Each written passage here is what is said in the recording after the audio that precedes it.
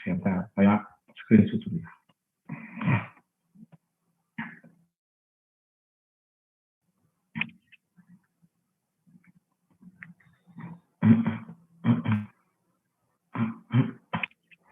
Secara pusat dan tepi yang kita pelajari banyak tumor di otak itu banyak jenisnya dan susah-susah untuk diagnosis ya. Jadi ini kalau kita melakukan diagnosis semua tumor ya untuk pasien semua tumor itu kita menggunakan klasifikasi WHO. Jadi nanti semua dokter itu akan menggunakan bahasa yang sama ya, menggunakan klasifikasi WHO. Jadi di diagnosis dari Solo, Semarang, Jakarta, Moskow, New York itu sama nanti ya diagnosis. Ya, karena menggunakan bahasa yang sama. Jadi sama-sama tahu artinya apa ya. Ini diagnosisnya ya. Klasifikasinya nanti ada yang glial tumor. Glial tumor itu dari sel glia ya. Sel glia itu ada astrosit, oligodendrosit, ependimoma, ependim.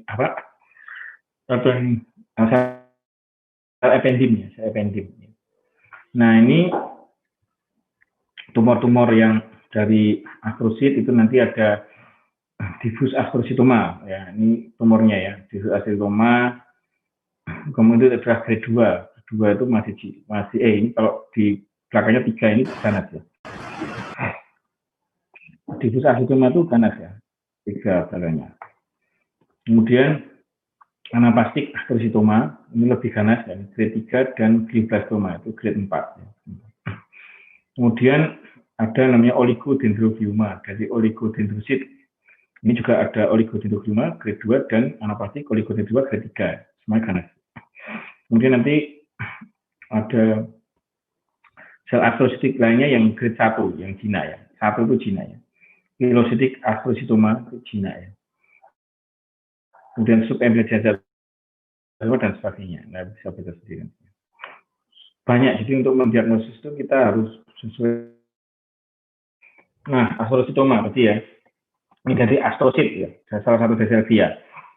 Sifatnya infiltrating, itu maksudnya glioma ya. Glioma itu sel yang dari glia tadi. Infiltrating, itu menginfiltrasi jaringan sekitar jaringan otaknya ya. Dengan diferensiasi astrosit ini sudah ganas ya. ICGO-nya 3. Jadi ini biasanya kita perlu menentukan mutasi IDH, isositat dehidrogenase 1,2 ATRX dan P53 kita kodilasi 1P19Q. Nah, ini penting. Ini pemeriksaan diagnosis di otak itu kita harus menggunakan pemeriksaan molekuler standarnya ya. Di Indonesia ini belum ya, standar ya. Kita belum banyak melakukan pemeriksaan molekuler, padahal untuk diagnosis saja seharusnya sudah melakukan pemeriksaan molekuler untuk tumor otak. Ini imagingnya batasnya tidak jelas ya. Nah ini pemeriksaan tambahan molekulernya IDH itu dia bisa menggunakan pemeriksaan imunohistokimia ya. Nanti biasanya ada mutasi ya. R132H. Jadi arginin menjadi histidin pada posisi 132 IDH ini. IDH-nya kalau positif berarti IDH mutan. Kalau negatif IDH-nya wild type. Kemudian OLIG2 itu enggak terlalu spesifik. Ki67 ini penting untuk menentukan indeks proliferasinya. Nah ini kemudian pemeriksaan 1P19Q kodilasi ini dengan pemeriksaan FISH atau CIS in situ hibridisasi itu kita akan tahu nanti. Kalau ini kodilasi maka diagnosisnya oligodendroglioma. Kemudian ada ATRX dan IDH ATRX dan P53 nanti. Nah, mikroskopisnya seperti ini. Jadi ini batasnya tidak jelas, ill-defined border. Jadi ini infiltratif misalnya. Nah, ini selnya sudah dipadat dari jaringan otak normal ya. Ini ada sel astrositnya. Ya. Ini selnya khasnya itu agak memanjang dan melekuk ya, ada sudutnya. Ini sel astrosit. Ini sel neuron. Nah ini menandakan ada infiltratif karena diantara sel neuron. Ini sel-sel tadi, sel astrositnya yang panjang. Yang panjang ada melekuk, ini ada sel astrositnya. Ini adalah diffuse tapi ada pleomorfi. Pleomorfi itu bentuknya bervariasi tapi ringan. Tapi mitosisnya hampir nggak ada, belum ada. Itu adalah grade 2, diffuse astrositoma. Kemudian yang Berikutnya adalah anaplastik asteroistoma. Maka asteroistoma itu seperti tadi, seperti diffuse asteroistoma, tetapi secara mitosis aktif, mitosisnya lebih banyak. Prognosisnya jelek ya, biasanya 5 tahun sudah meninggal. Kemudian mitosnya tuh lebih banyak daripada yang diffuse. Diffuse tadi hampir tidak ada. Mitosnya ini ada. Kemudian pemeriksaan tambahan tadi IDH ya, IDH, ATRX dan P53. IDH tadi untuk menentukan mutasi atau tidak mutasi. Kenapa kok penting diperiksa IDH-nya ya? Karena pada IDH mutan yang imunohistokimia IDH satunya positif itu prognosisnya lebih baik daripada yang wild.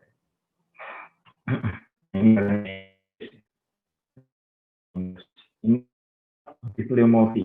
Tentunya lebih tidak beraturan dibanding yang diffuse atau asteroistoma. Mohon maaf dokter, sepertinya saya agak terputus-putus dokter. Oh, terputus-putus ya? Memang ini sinyalnya. Sinyal saya di kampus. Anunya terputus-putus. Iya dokter. Nah, saya cari wifi yang lain. Sudah lebih jelas nggak? Iya dokter, lebih jelas sekarang. Lebih jelas sekarang yang di back tadi ya? Betul ya? Iya dokter, sudah lebih jelas. Lebih jelas ya?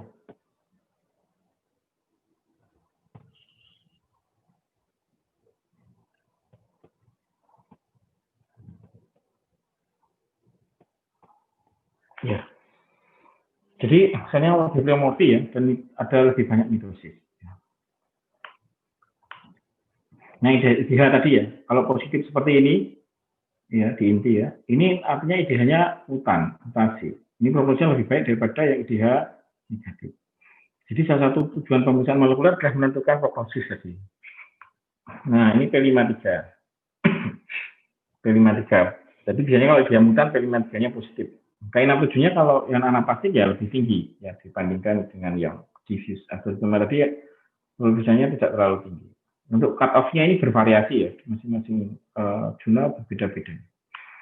Nah, berikutnya ini yang grade 4 yang ganasnya atau glioblastoma multiforme. Ini paling sering, tumor otak paling sering primer itu apa? Kalau ada pertanyaan seperti itu ya, jawabannya glioblastoma, tapi nggak keluar di ujian. Nah, umurnya bisa kapan aja ya, bisa any age, bisa muda, bisa tua, tapi biasanya umurnya lebih dari 40 tahun. Jadi ada primer dan sekunder. Primer itu maksudnya dari awal sudah ganas, sudah grade 4. Sedangkan kalau sekunder itu biasanya ada lesi grade 2 atau grade 3 sebelumnya. Prognosisnya juga jelek ya. Kemudian khasnya solusinya anaplastik ya, pleomorfis sekali dengan ada area nekrosis dan proliferasi. Ini khasnya ya, khasnya glioblastoma nanti Anda ingat kalau siapa tahu ujian keluar ya, itu hanya ada nekrosis dan mikrofasal proliferasi khasnya. Jadi seperti anaplastik asteroistoma plus nekrosis dan mikrofasal proliferasi. Nah, ini ada pemeriksaan tambahan kalau di glioblastoma namanya MGMT ya, metilasi ya. MGMT metilasi itu diperiksa karena MGMT itu adalah tumor superset gene, menghasilkan tumor MGMT protein. Ini ada repair ya, DNA repair protein. Jadi kalau MGMT-nya itu masih aktif, itu kalau diberikan terapi dengan temozolomide itu kemoterapi itu tidak mempan karena di repair lagi. Nah, makanya kalau ada pemeriksaan metilasi, ini metilasi akan menginaktivasi MGMT tadi promoternya sehingga kalau dirusak dengan obat temozolomide, sel-sel kankernya itu tidak bisa merepair dirinya sendiri. Jadi lebih sensitif. Nah, ini IDH positif juga prognosisnya lebih bagus daripada IDH negatif. Ini gambarannya ya. Ini tumornya, ini ada ring enhancement. Ini adalah tumornya, ini ring enhancement kalau dikontras ini kelihatan. Ini gambaran sel tumor. Ini butterfly glioma ya. Ini kalau ini menyeberang corpus callosum. Ini ada kadang-kadang mirip metastasis ya. Maka kita perlu lebih teliti ya, kalau melakukan diagnosis karena treatmentnya berbeda. Nah, tadi yang saya katakan nekrosis itu adalah pseudo palisading nekrosis ya. Area nekrosis ini ada gambaran seperti pagar, palisading, pseudo palisading necrosis. Nah, kemudian ada mikrovaskular proliferasi. Proliferasi mikrovaskular, jadi pemudarannya jadi banyak, kecil-kecil ini. Dan endotelnya multilayer endotel. Selnya juga pleomorfi sekali, bervariasi. Sel ganas. Nah, sekarang dari grade 2, 3, 4 kita balik ke grade 1. Grade 1 itu low grade, ya. Low pilocytic adenocarcinoma itu low grade. Jadi ICDO-nya garis miring belakangnya 1, artinya gina ya. Jadi ini berbatas tegas bifasik karena nanti ada area hiperseluler dan hiposeluler ya. Seperti di schwannoma ya, ada anatomi ini ada yang hiperseluler, hiposeluler, WHO grade 1. Nah, nanti kalau ada peningkatan mitosis dan phagocytosis maka lebih agresif. Ciri khasnya ada muralogi, jadi kistik tapi ada bagian solidnya. Mikroskopisnya yang paling sering ada placental fiber nanti ya. Itu nanti khas sekali. Dan eosinophil granulobudis yang paling adalah placental fiber. Jadi ini bisa di mana aja. Placental itu bisa di cerebellum, di optic nerve, di chiasma dan biasanya umurnya relatif muda ya. Walaupun bisa ke usia tua, tapi pada anak-anak. Jadi kalau ada kasus tumor di cerebellum misalnya, di anak-anak misalnya, itu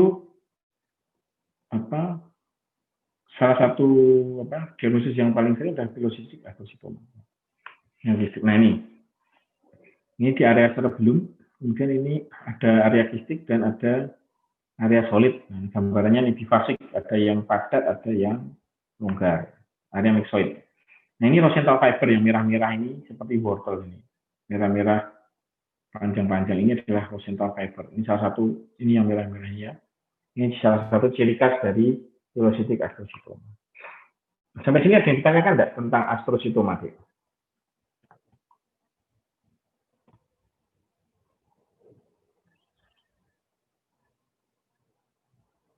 Permisi dokter, saya izin bertanya. Ya, silakan. Tadi maaf dokter mungkin sedikit terpotong-potong. Untuk diffuse astrocytoma, apabila ada decodeletion dari kromosom 1P dan 19Q, maka seperti apa nggih dok? Nah, jadi gini, pemeriksaan dulu itu kalau berdiagnosis hanya berdasarkan morfologi saja ya. Jadi pada diffuse astrocytoma itu tidak ada kodelesi kromosom 1 lengan pendek dan kromosom 19 lengan panjang. Kodelesi 1P nanti Q, nanti Q-nya itu nggak ada. Kalau ada kodelesi 1P nanti Q, itu diagnosisnya bukan diffuse astrocytoma tapi jadi oligodendroglioma ya. Jadi nanti di belakang ada ya, oligodendroglioma itu salah satu mendiagnosisnya adalah dengan pemeriksaan in situ hibridisasi tadi, FISH atau GIST dengan tadi nanti ketemu kodelesi antara 1P dan 9Q. Jadi walaupun morfologinya itu seperti astrocytoma, tetapi kalau pemeriksaan molekulernya ada 1P dan 9Q kodelesi, maka diagnosisnya adalah oligodendroglioma. Karena prognosisnya beda ya. Oligodendroglioma itu cenderung lebih bagus daripada astrocytoma. Ya, seperti itu. Itu pemeriksaan berbeda ya, dengan pemeriksaan molekuler in situ hibridisasi. Baik dokter, terima kasih. Ya, berikutnya oligodendroglioma ya, ini yang kedua, ini oligodendrosit. Ini gejala paling sering adalah kejang karena tumor ini bisa di korteks ya. Dan itu paling sering di frontal lobe. Jadi dan biasanya banyak juga di anak-anak. Supratentorial. Jadi kalau ada orang kejang, pasien kejang itu sebenarnya salah satu hal yang perlu dilakukan adalah dilakukan pemeriksaan otak ya, CT scan atau MRI ya, untuk memastikan bahwa kejang ini tadi didasari oleh tumor atau bukan. Nanti akan kelihatan. Prognosnya lebih baik daripada astrocytoma grade 2. Sama grade 2-nya oligodendroglioma itu lebih baik prognosnya dibanding yang astrocytoma. Dan hampir semuanya supratentorial. Nah, ini ada beberapa hal, tapi yang penting ini ya, jadi ini adalah ada 1P nanti Q codulation. Jadi kalau 1P nanti codulation-nya tidak ada, itu bukan oligodendroglioma. Oligodendroglioma itu ada 1P nanti Q codulation. Ini pemeriksaan molekuler. Makanya kalau di Indonesia yang tidak ada pemeriksaan molekulernya, kita diagnosisnya pakai NOS tadi, no other way specific, karena tidak melakukan pemeriksaan molekuler. Tidak semuanya bisa melakukan pemeriksaan molekuler. Nah, ini gambarannya ya, ini tumornya ya, penebalan korteks. Nah, ciri khas dari oligodendroglioma yang khas itu adalah seperti telur ceplok ya. Sebenarnya seperti telur ceplok. Jadi ada inti, terus ada yang bening-bening di luar inti ya. Ini adalah telur ceplok. Ini namanya fat egg appearance, seperti telur ceplok. Terus ada pembuluh darahnya yang tipis-tipis. Nanti ada bentukan seperti chicken wire. Ini khasnya dari oligodendroglioma. Kinetosnya rendah. Ini punca polimernya rendah. Kemudian ganasnya dari oligodendroglioma adalah anaplastik oligodendroglioma. Ini lebih baik prognosisnya dibanding aktinium grade 3. Infiltratif ya, bisa bermacam-macam gambarannya. Bisa ada mini gamestocyte dan oligodendrocyte. Ini saya buat Anda tidak perlu. Kemudian yang penting ada atypia dan mitosis. Mitosisnya itu lebih besar dari 5. Jadi setiap 10 HPF. HPF itu lapang pandang besar. Perbesarannya 400 kali. Jadi kalau kita menggerakkan 400 kali perbesaran itu, setiap 10 perbesaran itu hanya ada 5. Lebih dari 5 mitosisnya. Itu lumayan banyak. Nah, seperti ini ya. Ini tumornya. Di hasil dari MRI-nya. Nah, ini gambaran mitosisnya. Mitosisnya banyak. Ini masih seperti ada gambaran telur ceplok ya. Telur ceplok tapi lebih padat dan mitosisnya lebih banyak. Ini anaplastik oligodendroglioma. Kemudian yang glioma yang lain adalah ependymoma. Ependymoma itu biasanya berbatas tegas ya, dengan ependymal differentiation. Jadi ependymal cell. WHO-nya grade 2. Lokasi itu penting sekali. Jadi kalau nanti siapa tahu Anda nanti jadi dokter bedah saraf ya, itu kalau Anda mengoperasi dan mengirim ke PA, ke lab PA itu harus jelas identitasnya, nama, umurnya jelas, dan lokasinya di mana. Itu karena lokasi itu menentukan sekali, menentukan diagnosis. Misalnya kalau pada dewasa biasanya di spinal cord ya, intrakranial jarang. Kalau anak-anak kebalikannya. Prognosisnya juga beda ya. Yang dewasa itu lebih bagus daripada yang anak-anak. Makanya lokasi itu penting sekali. Ini pemeriksaan tambahannya itu GFAP itu pemeriksaan IHC ya. GFAP itu nanti untuk melihat roset ya, pseudoruset, perivaskular pseudoruset. EMA juga ambil namanya. Nah ini gambarnya seperti ini. Ini karena ependymal saya itu kan melapisi ventricle, melapisi spine. Jadi nanti tumornya di sekitar ventricle, bisa intraventricle, bisa di dekat ventricle gitu, atau di spine. Nah ini ciri khasnya dari ependymal adalah perivaskular pseudoruset. Jadi ini vaskuler, nah ini ada seperti roset ya di tepi vaskuler, perivaskular ini sel-sel tumornya yang biru-biru ini ada sel ependymal sekali. Nah ini mengelilingi pembuluh darah dan struktur struktur fibriler ini. Ini perivaskular pseudoruset. Ini gambarnya kalau dengan GFAP positif, ini menunjukkan bahwa jadi tumor-tumor yang mengelilingi tadi adalah glial cell, karena GFAP itu marker untuk sel glial. GFAP-nya positif, marker sel glial. Kemudian ganasnya adalah anaplastik ependymoma, malignan glioma dengan ependymal diferensiasi. Kalau yang membedakan sebenarnya hanya terutama adalah mitosisnya. Jadi kalau anaplastik itu mitosisnya lebih banyak. Gambarnya lebih pleomorfi, tapi mitosisnya lebih banyak, itu yang penting sekali ya. Ini bisa diikuti oleh mikrofaskularifikasi dan supersedi mikrofaskularifikasi tadi. Mitosisnya lebih besar dari 10 ya. Dengan mikrofaskularifikasi tadi kira-kira 10. Ini gambarannya. Ini tadi ya sama-sama dengan pemeriksaan di ependymoma. Nah ini gambarnya lebih besar. Dan ini ada supersedi mikrosis ya. Jadi ada perivaskular pseudoruset, ada perivaskular mikrosis tadi, mitosisnya banyak. Nah, ini ya. Ini perivaskular pseudoruset. Ini tadi. perivaskular pseudocyte-nya ini. Ya.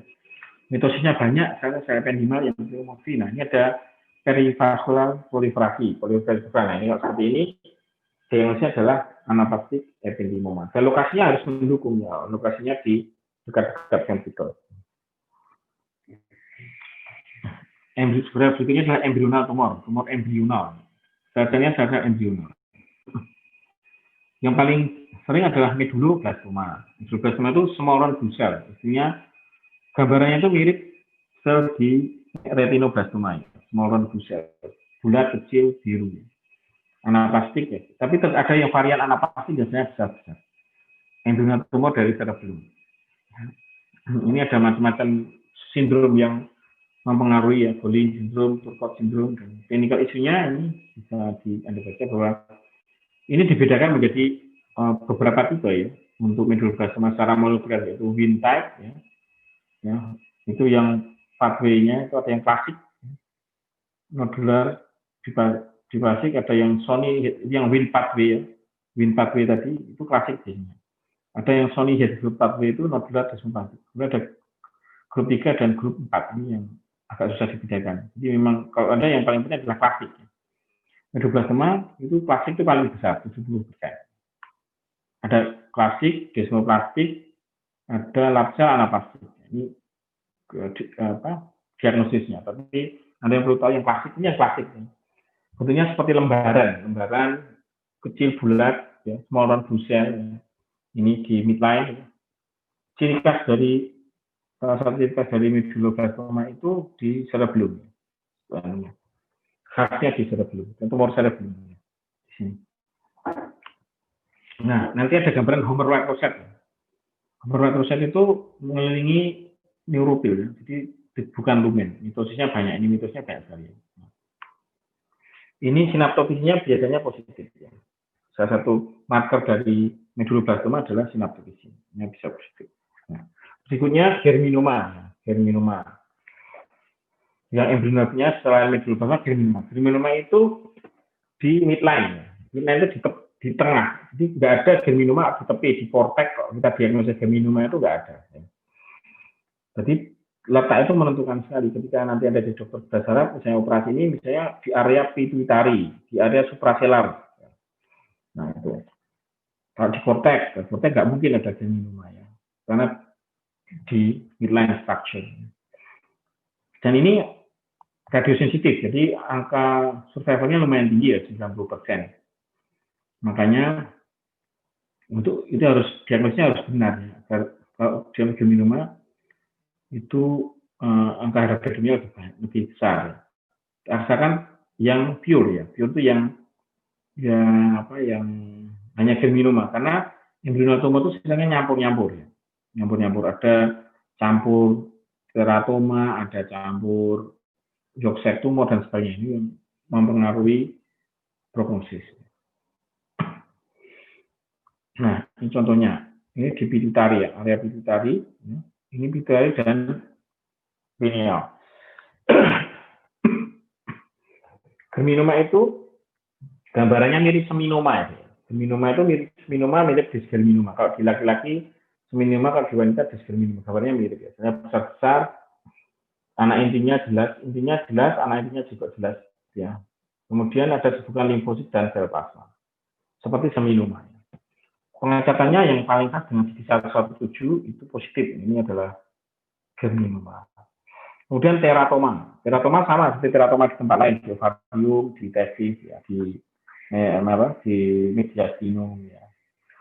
Jadi ada 3 germ layer, tiga lapis tiga lapis benih sel ya. Jadi nanti di otak itu bisa ada rambutnya, ada giginya, ada tulangnya, ada kelenjar saluran cerna itu di tumor tadi. Jadi ini seperti teratoma pada umumnya. Bukan karena disantet nanti di otaknya ada giginya, dimasuki gigi juga ya. Ini karena teratoma ya. Kemudian kadang-kadang bercampur dengan sel embrional yang lain, yolk sac dan sebagainya yang mempengaruhi prognosis. Nah ini ya gambarnya bervariasi karena jaringannya bervariasi. Ini ada kapilagunya, ada epitel ya, epitel saluran nafas, ada otot, polos, ya, macam-macam. Ada kelenjar-kelenjar saluran cerna dan sebagainya. Berikutnya limfoma. Limfoma itu ada di mana aja? Limfoma. Ini yang kita bahas primary central nervous system lymphoma. Ya. Umurnya mempengaruhi. Kalau pada pasien imunokompeten itu umurnya 60 sampai 65. Lebih tua. Kalau yang imunokompromis lebih muda. Itu diakhiri dari DLBCL, diffuse large B-cell lymphoma. Paling sering primary nervous system di limfoma di otak adalah DLBCL, diffuse large B-cell lymphoma. Khasnya ada namanya gambaran perivascular caving, dia melingkupi pembuluh darah. Markernya ini dia, C45, C20, C9A. Nah ini. Nah ini namanya perivascular caving, ini pembuluh darah terus dikelilingi, jadi perivascular caving.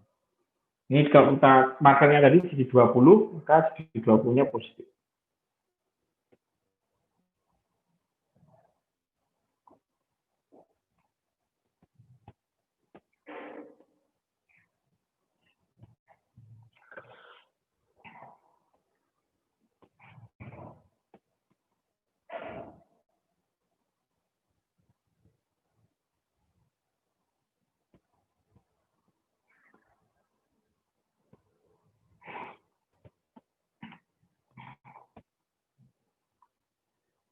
Nah, ini gambarannya. Nah, berikutnya metastasis. Metastasis tumor. Itu termasuk yang sering. Bisa di mana aja. Metastasisnya seringnya dari apa? Dari ini, dari renal cell dan melanoma. Nah, gambarnya tergantung dari apa namanya? Primernya. Karsinoma ya, dari paru, payudara, kolon, ya, melanoma, kadang-kadang nggak jelas asalnya dari mana. Penting sekali kita bisa membedakan. Ini contohnya, ini gambarnya, ini misalnya kita curiga metastasis ya, atau ada primer metastasis. Nah kita perlu meng-cross check ya, ini metastasis atau tidak. Ini kalau melanoma bisa pakai S100 atau HMP45 ya. Ini dari paru bisa pakai TTF1. Nah, sekarang tumor di regioselar, selar region, selatosika. Kalau anda sudah dapat pelajaran anatomi otak belum ya? Sudah, dokter. Nah, Anda tahu selatosika kayak areanya di selatosika ya? Nah, di selatosika ini, nah ini ada namanya pituitary adenoma. Dari hipofisis atau pituitary atau adenoma hipofisis. Hipofisis itu biasanya usianya agak tua, 47-an. Nah, hipofisis itu suatu kelenjar ya, neurohormonal. Neurohormon. Jadi menghasilkan hormon, tergantung hormon yang diproduksi. Jadi ini tergantung hormon yang diproduksi nanti. Ya. Bisa growth hormon, prolaktin, ACTH, LH, nanti gejalanya sesuai dengan ini. Kalau growth hormon itu nanti gigantisme atau akromegali. Itu harus dicek ini ya. Kalau ada orang gigantisme atau akromegali itu perlu dicek adenoma ya. Pituitary-nya ada tumor enggak? Karena itu salah satu faktornya. Kemudian ada Cushing syndrome misalnya. Itu perlu dicek. Selain adrenalnya, perlu dicek di hipofisisnya ada tumor atau enggak. Karena ada adenoma yang menghasilkan ACTH, di menghasilkan hormon-hormon atau prolaktin atau FSH-LH-nya mungkin atau TSH, hipertiroid misalnya, hipertiroid. Nah itu perlu dicek juga otaknya ada tumornya atau enggak. Nah ini gambarannya pituitary adenoma ya, ini yang besar sekali. Nah ini gambarannya ya, lembaran ya, selnya monomorf ya. Nah ini pituitary karsinoma. Karsinoma itu karena ini termasuk kelenjar endokrin, maka kriteria keganasan itu bukan mitosis, bukan itu saja, tapi ada invasi atau metastasis ke otak. Invasi atau metastasis ke tempat lain itu tandanya ganas. Kalau cuma homomorfisme, mitosis dan sebagainya itu belum cukup. Jadi syarat utamanya kalau jadi ganas ada invasi ya, ke otak atau ke jaringan lain. Nah ini gambarannya. Nah, ini pleomorfi sekali, dan ada mitosis, dan yang penting nanti adalah ada invasi. Nah, tumor berikutnya di daerah itu adalah adamantinomatosis craniopharyngioma. Ya. Nah, craniopharyngioma itu tumor epitelia, epitelial neoplasma yang di suprasela tadi, yang mirip ameloblastoma. Mirip ameloblastoma itu tumor yang ada di gigi ya, di mandibula ya, mandibula tentunya. Atau keratinizing NKVV tadi ya. Ini bimoda, umurnya yang muda atau sampai tua. Jadi ini lebih sering daripada yang papilar. Jadi craniofaringnya itu ada apa namanya, papilari dan adamantinus. Jadi nanti tergantung apa gambarannya. Tapi yang paling sering ada adamantinomatus. Ciri khasnya tadi ada namanya wet keratin. Saya tunjukkan nanti. Nah ini gambarannya seperti adamantinoma ya. Ada pulau-pulau ya, selnya tumornya. Terus pada tepi sarang tumor selnya itu kolumner yang bersusun palisadin. Kemudian di tengah selnya itu seperti bintang, stelat. Nah ini ada wet keratin itu yang ini wet keratin itu yang merah-merah, wet keratin, menghasilkan keratin. Kemudian meningioma itu dari arachnoid cell, sel yang melapisi arachnoid cell, meningioma. Jadi ini sporadik paling sering ya, karena radiasi dan sebagainya. Meningioma ya. Ini kasus ini paling banyak di Solo ya. Di Solo itu meningioma banyak sekali ya. Hampir tiap minggu itu ada meningioma. Nggak tahu kenapa kok kasusnya sekarang banyak sekali ya di Solo untuk meningioma ini. Dari apa? Biasanya letaknya bisa di mana aja, karena kan tergantung sel yang arachnoid cell itu kan bisa, arachnoid cell itu kan bisa di mana aja. Di spine juga bisa, di mana-mana bisa. Ini banyak kasusnya di Solo. Nah, ini nanti ada grading, jadi nanti ada cara menggradingnya sendiri. Untuk pemeriksaannya bisa pakai EMA, epithelial membran antigen, atau pakai ekadrin sama podoplan atau di 240. Nah, ini gambarannya, ini khasnya pada pemeriksaan CT scan atau MRI nanti ada yang namanya dural tail kalau diberikan kontras. Jadi seperti ada ekornya di dural tail. Nah, grade-nya itu grade 1 itu tumbuh lambat, grade 2 itu bervariasi, grade 3 itu seperti sarkom. Nah, gradingnya ini ada cara apa gradingnya, jadi itu tidak akan keluar untuk ada karena terlalu spesialistik. Jadi hanya ingin perlu tahu ini ada gradingnya, grade 1, grade 2, dan grade 3 ini menentukan treatmentnya nanti. Grade 3 itu ganet. Jadi untuk menentukan treatment yang diambil nanti dilakukan grading. Ini gambarannya, misalnya spindle ya, spindle bulat oval spindle. Nah, ini ada nuklear clearing, jadi putih. Ada sebagian yang seperti terhapus, ya, putih. Namanya nuklear clearing. Dan ada nuklear groove, seperti biji kopi. Misalnya. Susunannya bisa meningothelial dan sebagainya. Ini yang transitional type. Ini ada yang berlobus-lobus, ada yang ini ya berlobus ini. Berlobus-lobus ini bore-like, seperti kumparan. Ya, ini tipe transisional. Ada yang Psamoma bodisnya banyak sekali, jadi namanya Psammomatus meningioma, karena Psamoma bodisnya banyak. Seperti ini. Ada yang chordoid meningioma. Ini chordoid ini grade 2 ya. Ini seperti gambarnya seperti kordoma, area myxoid. Anaplastik astrocytoma itu anaplastik meningioma yang grade 3 ya. Biasanya mitosisnya banyak ya. Mitosisnya lebih dari 20/10 HPF. Ya. Ini mitosisnya banyak ya. Nah, mitosisnya jelas sekali ini ya. Ini ganas ya. Nah, Ki67-nya tadi indeks proliferasinya tinggi sekali. Oke.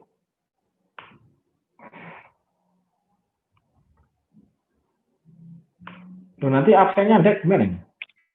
Ada formnya? Iya dok, ada formnya dok. Ada batas waktunya ada isi formnya itu? Nanti di sini nanti malam bisa nanti. Yang enggak, ini kan ikut kuliah hanya 70 berapa ini ya? 70 orang. Ya. 73 Mungkin ya? beberapa sudah ikut kuliah yang kemarin, dokter. Oh, udah ikut. Kemarin juga nggak sampai 100. Kalau ikut kuliah kemarin berarti 100 lebih. Kan ada yang apa jumlahnya 104 oh sebenarnya. Nggak sampai 100, 90 berapa gitu. Tapi kan ada yang nggak ikut. Nah, nanti gimana cara ngeceknya kalau Anda benar-benar kuliah? Di absen Google Form-nya itu ada batas waktunya nggak? Enggak.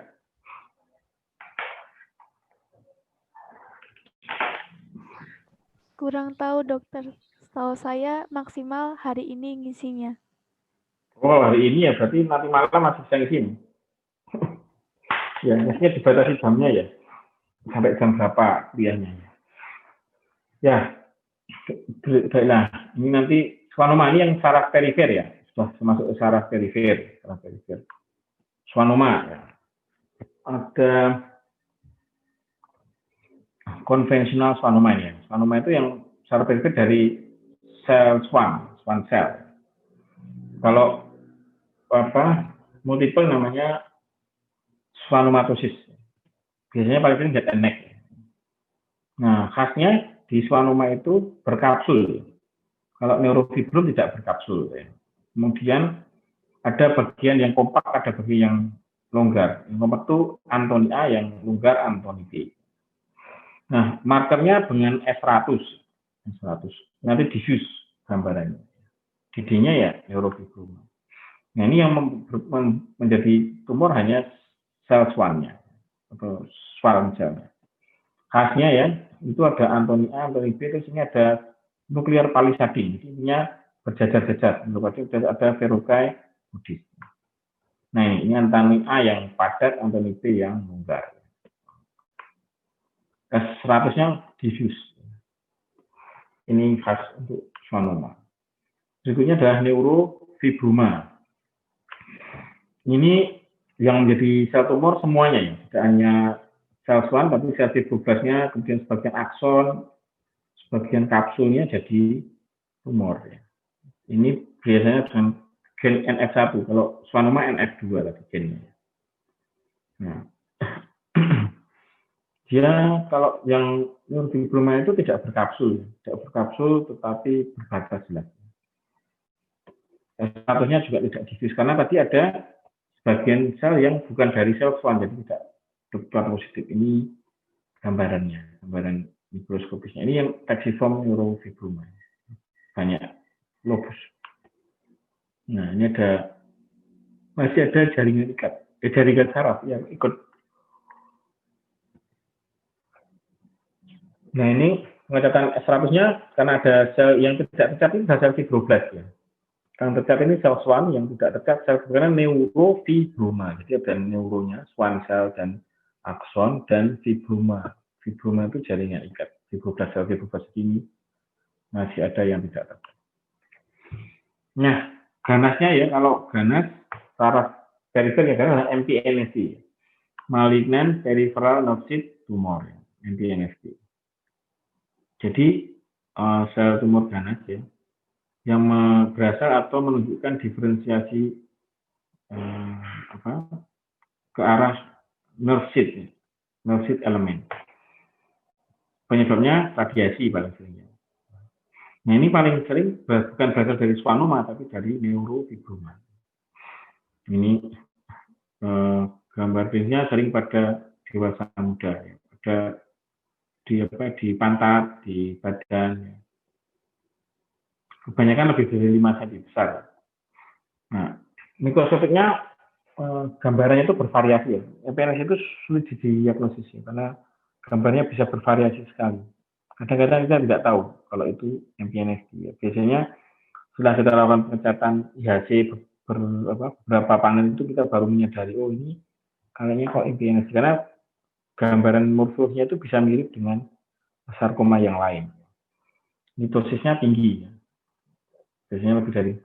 Ada nekrosis ini kan umum di otak banyak, atau di saraf banyak, geografik nekrosis dan pseudoparasitik. S100 positif, EMA dan sebagainya ini banyak. Ini beberapa markernya. Nah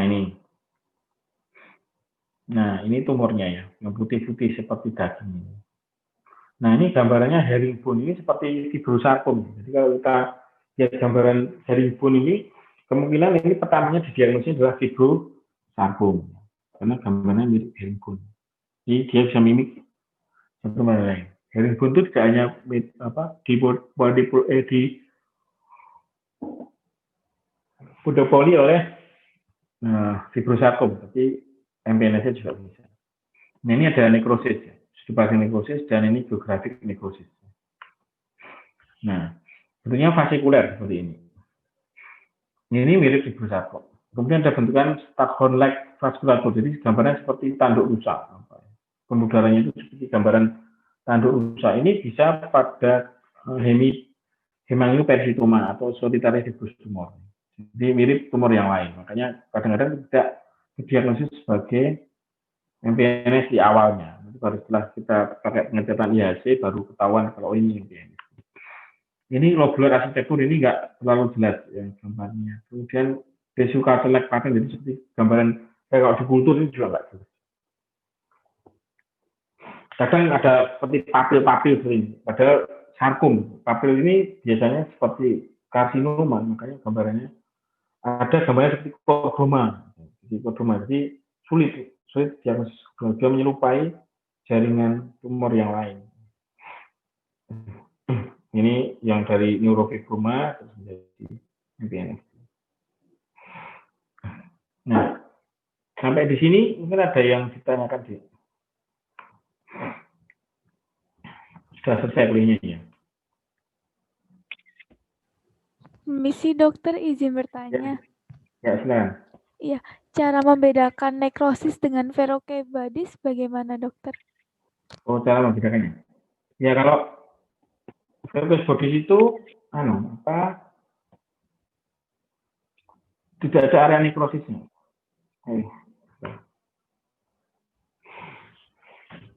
Kalau verokebadis itu dasarnya tidak nekrosis ya. Nah ini bukan nekrosis ya. Nekrosis itu jaringannya apa ya? Ini masa amorf eosinofilik ya, lebih padat. Ya. Kalau nekrosis itu seperti ini. Nah, nekrosis itu ada bolong-bolongnya ini ya. Jaringannya rusak. Ini nekrosis. Ya. Jaringannya itu lebih rusak. Ya Anda harus para membedakannya perlu banyak lihat-lihat ini tadi ya, nekrosis apa yang verokebadi apa. Kalau nekrosis ini jaringannya lebih hancur ya, lebih rusak, dan ini bukan verokebadi ya, karena verokebadi itu dikelilingi oleh nuklear palisading. Nah ini ada nuklear palisading. Dan itu rangkat-rangkat biasanya, nggak seperti ini tadi kan longgar sekali. Nah ini kan longgar sekali. Dan ini lebih hancur jaringannya. Jadi harus ada lihat lebih ke dalam, ini kan jaringannya bolong-bolong. Nekrosis. Jadi Anda memang harus tahu nekrosis ya. Jadi memang Anda harus pernah melihat jaringan nekrotik itu seperti apa. Seperti ini jaringan nekrotik. Nanti kalau Anda sudah pernah lihat, sekali lihat Anda sudah tahu ini nekrotik bukan masa amorf. Kalau yang ini tadi kan masanya masa amorf. Ini bukan nekrotik karena ini smooth ya. Jaringan itu halus, smooth ya. Nekrotik itu karena nekrosis ada jaringan yang hilang-hilang, makanya ada yang bolong-bolong nih. Ini juga ada yang bolong-bolong. Jadi memang harus Anda lihat dulu, pernah melihat jaringan nekrotik. Tapi secara umum tadi, ini bolong-bolong. Ada yang ditanyakan lagi? Baik dokter, terima kasih. Izin bertanya dokter, untuk tadi Ya. sepertinya dokter menjelaskan tentang tumor medula spinalis. Kalau anak-anak oligodendrioma, kalau dewasa apa nggih dok? Oh enggak, jadi medula spinalis itu bisa apa aja ya. Yang di medula spinalis itu tumornya macam-macam ya. bisa meningioma, ya. Bisa pilositik astrositoma. Itu tadi letaknya aja kok. Ini pilositik astrositoma di depan tadi ya.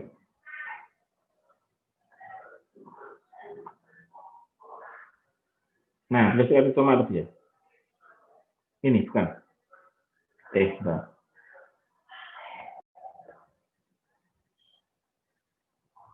Yang letaknya khas tadi. Oh ini, ependymoma ya. Ini kalau di spine itu, dewasa itu paling sering di medula spinalis. Ya. Di intrakranial jarang. Tapi kalau di anak-anak, ependymoma itu lebih banyaknya di intrakranial. Spinal cord-nya jarang. Makanya itu perlu ditulis letaknya. Tapi kalau yang di medula spinalis itu bisa macam-macam ya. Bisa ependymoma ya, bisa di medula spinalis. Astrositoma ya masih bisa, meningioma ya bisa, limfoma ya bisa. Banyak yang bisa di medula spinalis. Ada lagi? Baik dokter, terima kasih banyak. Ya.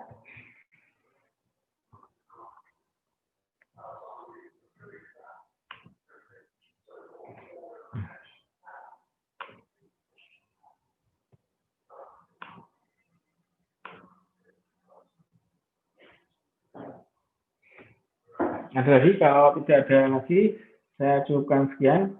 Semoga bermanfaat gitu ya. Nanti dari sini ada 10 soal ya. Nanti dari sini aja. Soalnya dari sini nanti kalau Anda tadi menyimak kuliahnya, saya kira Anda sudah bisa menemukan jawabannya.